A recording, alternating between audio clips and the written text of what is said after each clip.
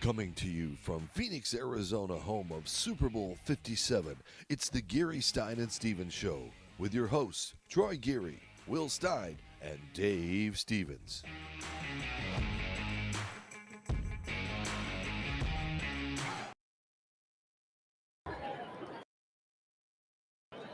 There I am. Hey, it's me. I'm back. A little glitch there as we start our show, but again, we continue our journey on Radio Row. It's Super Bowl 57. I'm Dave Stevens, part of the Geary, Stein and Stevens Show. Bringing in my co-host with the most, Troy Geary, sitting over there enjoying a wonderful day, talking to some stars. And guess what? I managed to wrestle over one of the biggest names in UFC, the number one ranked Bantamweight contender in the UFC, spending some time with us. A little bit of time here, if I can get him on the screen. There I am. I see myself. You see it? I don't see it. There we go. All right. Did it pop up? There we go. Sean O'Malley joining us for Radio Row. We're here for the Super Bowl, but we're going to talk UFC and your career and everything. So, tell us how you got started in fighting and what your background was to get you to this point. Yeah, I started out kickboxing when I was 16. I didn't really like school sports. No, I did like school sports, football and basketball, but you had to get good grades to play in school sports. So kickboxing was kind of its own thing. It wasn't related to the school. So I went over there, tried it out, and I was just naturally good at it. 16 to 18, I was kickboxing. Once I turned, I think 19 is when I moved down to Arizona to really pursue the UFC dream. And now you're living that dream.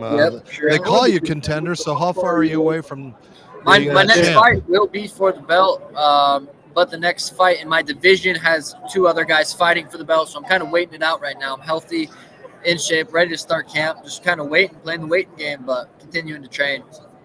Troy? You're known for being colorful and very engaging with the fans. You become a fan favorite in the UFC. How fun is it just to go out there with the fans? And, like I said, you've got the hair colors and all kinds of fun stuff. So just kind of talk about that. Yeah, it's really fun. Engaging with the fans, I think, it's something I do every day. I stream on YouTube. I play Call of Duty and stuff. So I'm pretty much engaging with the fans every day. I think that's why I have such a great relationship with my fans. And it's really fun to come out. Like even Monday, I came out and did the Super Bowl. Like when they were announcing everyone, there's a ton of Sugar fans in the building, and it's cool taking pictures with them and stuff. And I saw you. I think you were around here yesterday too, walking around a little bit. Did you? When did you get into town? I live here. Oh, that's right. That's right. So, I was here Monday, running around doing some stuff, and here all day doing some more fun media stuff. Having a good time. Did anybody confuse you with Carrot Top when he was walking around? No, they did. Someone did tell me Carrot Top was here, but I haven't got confused yet. So I'm hoping I don't. That would be a cool MMA match to do in like Las Vegas. Carrot Top all roided out or whatever, from his things. But so take us through, how do you train so much and then take that abuse? Because you have to learn to be able to take a punch. You have to learn how to be able to, take that punch and then recover in time to continue a match. So how do you train your body to take that damage? I think the best way to take damage is to not take damage leading up to a fight, which is kind of, for me, recovery is one of the number one things. If you can go out there and train really hard in the morning and don't really recover in the afternoon, your training sessions are recovered after that session, your training session in the afternoon, then that week, isn't going to be as good as it could be. So I've gotten really good at recovering. I cold plunge. I have one in my house, sauna, red light therapy, hot tub, doing all that stuff every single day. Not doing it once a week. Doing like the recovery stuff every day is super important, and I believe that's kind of what allows me to be able to take damage.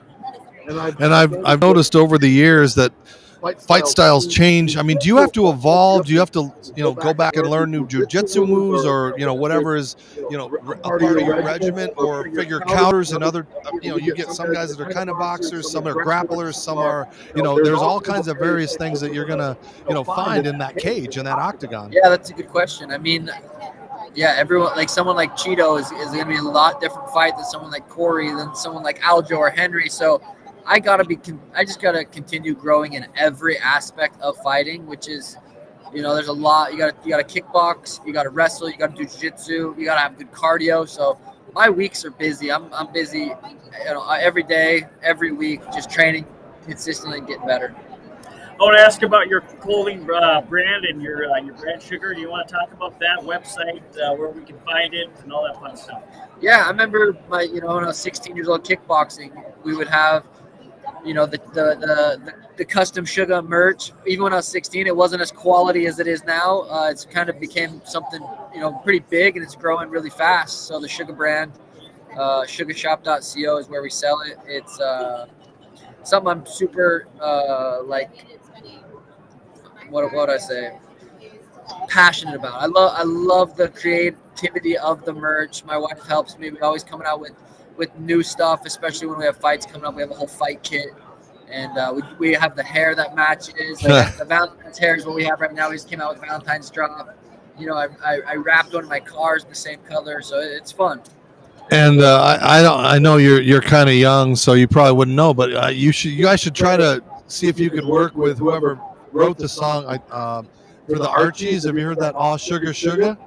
It's an Archie song, and it would be great for your product. It's called Sugar Sugar. I mean, It's it from sounds the, like it was it's from good, the huh? '60s, and you can probably buy that. You know what I'm talking about? Try that. "Aw Sugar, oh honey, honey." It was a cartoon band, and they had one hit in the late '60s called "Sugar Sugar." And I saw that, and I'm like, that would be such a great. Am I wrong, guys? I feel like You know the song? I feel like when you kind of sang it, I feel like I kind of picture what it how. Yeah. But I Oh, honey, don't. honey.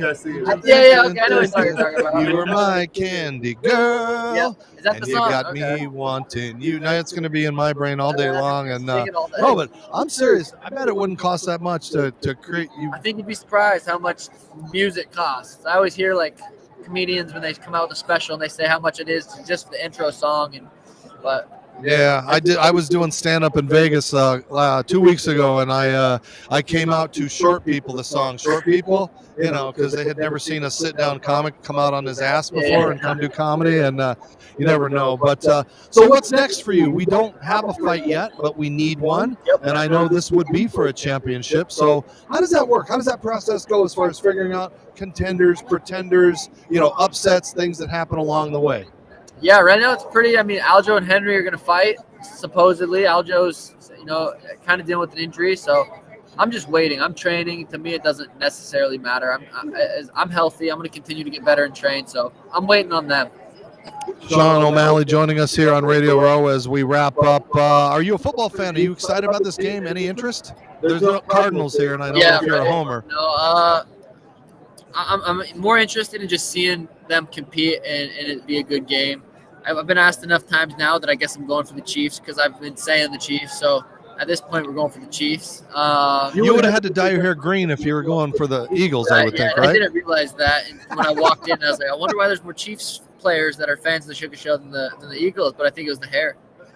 And how long will you stay a bantamweight? I mean, you grow, you're going to get bigger. Is it tough to stay in that weight class and worry about the diet, the nutrition, the training, everything that goes in with it? Yeah, that's a good question. I think I diet all year round. It's just a lifestyle at this point. It's not even really a diet. I eat this way to feel good, not necessarily to maintain my weight. So as long as I'm under like 162. I walk around about 158 right now. So as long as I'm under 162, I think I'll continue to fight at bantamweight. I definitely will eventually go up, but I don't know when. Wow, I got no legs and I'm weighing 155. So same weight. If Dana was smart, he'd get us in the ring together and have some. Yeah. Oh man, can you believe the way that the sports are changing? Like the slap boxing, that's just like, let me get a concussion off of one slap. I mean, do you think it's going to catch on? I know Dana hopes it does. Yeah, I mean, there's definitely an audience there for it. There's some people you talk to and they're just super, super into it. And then there's some people that can't watch it. I'm more on that side. It's hard for me to watch. Just kind of understanding how concussions feel and stuff. Actually, my nutritionist, Dan Garner, and I just dropped the concussion protocol. I don't do the science behind it. I'm not a scientist. I'm an athlete who, when I was working with Dan Garner, I told him, he's like, what do you want? What's most important to you? I said, my brain health. So he took 3-4 months and created a full protocol for concussions, and we're dropping that very, very soon. It might even be out right now, actually. and it's going to benefit a lot of people. Well, once your career is done in 5-10 years or so, I think I'm going to start a league where you kick someone in the groin. I think that would be a fun. I mean, we're getting to that point. Slap fight, it's just crazy what we want to see for entertainment, right?